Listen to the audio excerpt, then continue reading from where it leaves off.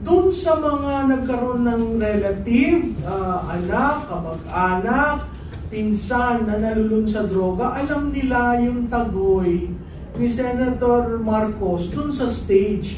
Nakita niyo yung delivery niya, hindi yun ang Senator Marcos na alam natin. Nahihirapan siyang sabihin, kahit may prepared text, di ba? Nakita natin may part na umiiyak siya, may part na nagpupuna siya ng pawis. Tinanong ko after delivery, ang sinabi niya sa akin. Prof, I would like to address my first question kay Prof. Prof, following the revelations of Senator Amy regarding po kay President Marcos dun po sa drug use, do you think, Prof, isa po itong national threat na magkaroon ng isang presidente na nagdodroga? And ano kaya ang impact nito, especially dun sa downline sa armed forces of the Philippines na may commander-in-chief following the revelations of Senator Amy? Parang loaded talaga, no? Ganito pala ang kapihan dito. Ganito ang kapihan. Walang break dito. Walang break. Sige, sagutin natin yan, no?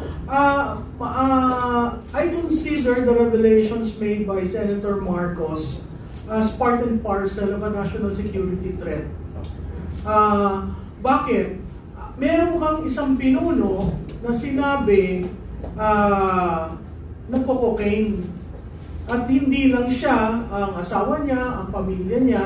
Alam mo yung insider information yun na nag-decide si Senator Marcos na sabihin yon at i-share sa public. Karamihan sa amin dito, alam namin yung bulong-bulungan na yan. Pero walang aktual na anong proof natin, may resibo pa. Ang pinakamatinding resibo, kapatid mismo ang nagsabi. Yun yung isa. At doon sa naratibo niya, nagsimula ng bata.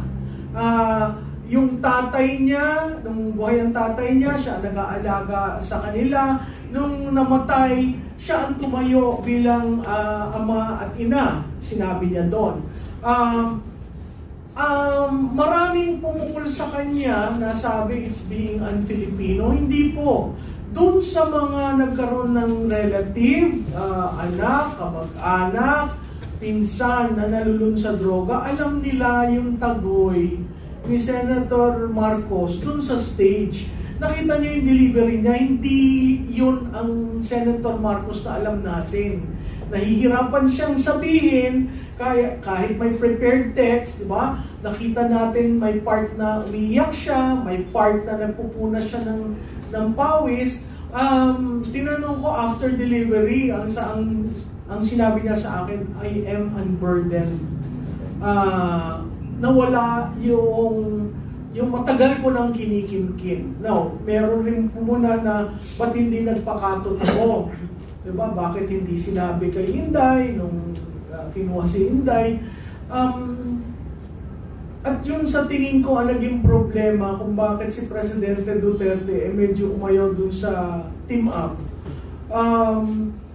Yun ay nangyari sa paniniwala ni Senator Amy na magbabago.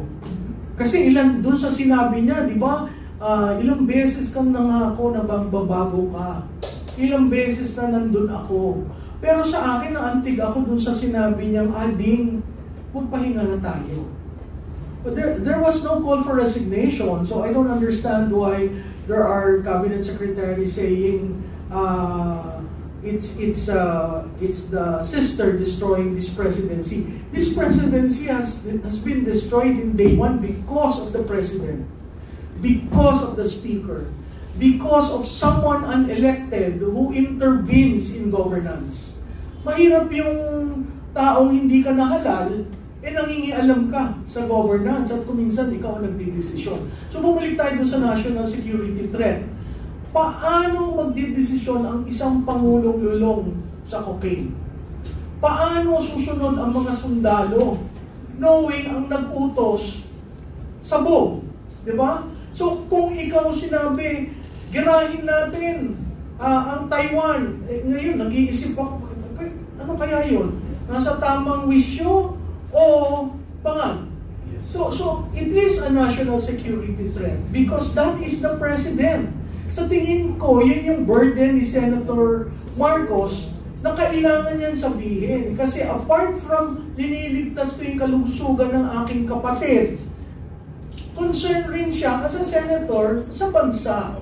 So napakahirap yung balance na yun. And really, I thank the senator for being forthright, for being honest, although belated. Pero sa tingin ko yung nasa mesa dito, alam naman natin yung talagang nangyari doon. At public office is a public trust. Doon pumapaloob eh. Nahalal ka ng bayan, binigyan ka ng mandato, ngayong nalaman naming lulong ka, napakahirap intindihin kung hindi magsasalita ang Pangulo. At kung hindi mag-hair follicle test. Doon sa BFF ko, sunod-sunod ang sinabi niya, nag-drug test na. Ang drug test niya ay urine. Noong 2022 for the election, hindi yun hair follicle test. Ang sunod na sagot, kinabig na naman kay President Duterte na nagda-drugs at nagfe-fentanyl. Hindi naman ako doktor, ibibigay ko na yung kay Dr. Mata, no? Tapos kinabig na naman na bakit ngayon? Bakit hindi noon? Ba't hindi niya kaya tanungin sa presidente? Total yun ang principal niya. Hindi ko maintindihan bakit hindi sumasagot. Hindi ko maintindihan na bakit ayaw niya hair follicle test. Hindi lang siya, yung buong pamilya ang challenge. Ang dami ng binato, pati hindi daw tunay na anak si Senator Amy. So makikita mo, yung diversion, pinalalaroan, laro siya ng lalaro.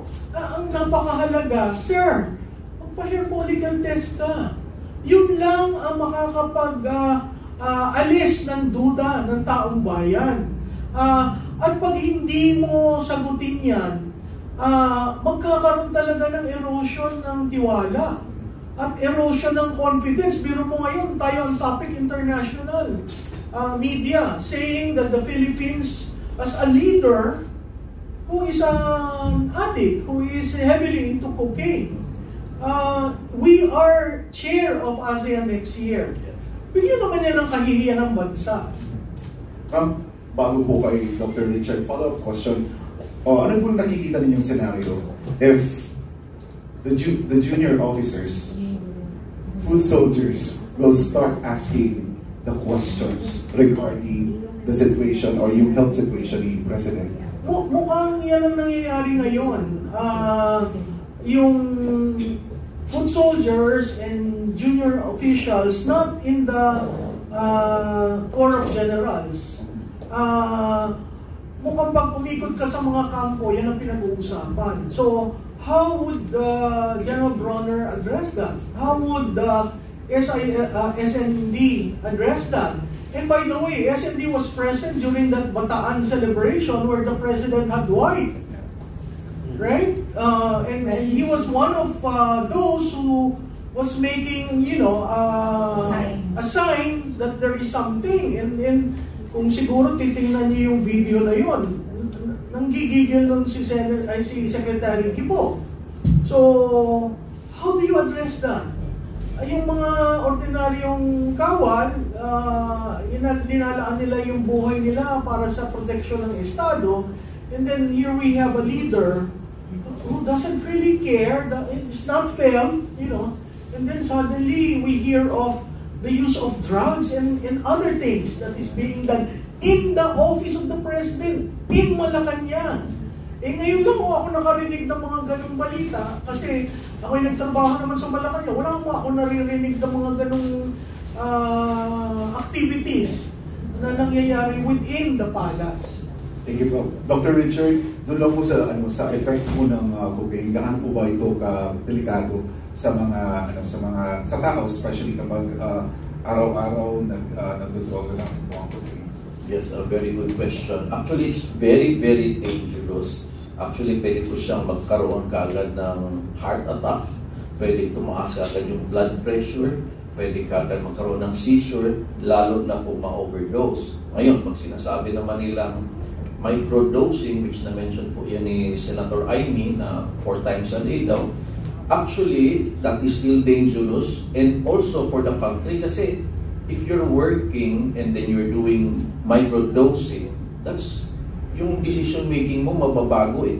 Totoo po yung sinabi ni FPRRD na nagsishrink po yung utak. Ibig sabihin, maging mahina na po yung comprehension mo, decision making, at you can be easily manipulated. Ngayon, wala sana tayong problema kung gumanda talaga yung bansa natin, wala tayong naririnig na grabing corruption, parang justified na hindi siya affected. Pero itong 1 trillion na issue na nanakaw, and that's just a portion, and that makes it a very, parang connected siya, na kaya siguro nangyari itong flood control issues and other mga corruption dahil hindi na nga nabantayan or doon sa sinabi ni Zaldico na baka involved, and Zaldico ang nagsabi noon. So ibig sabihin, questionable na po yung kanyang decision making, and lalo na sinabi ngayon ni Senator Amy na lulon siya sa cocaine.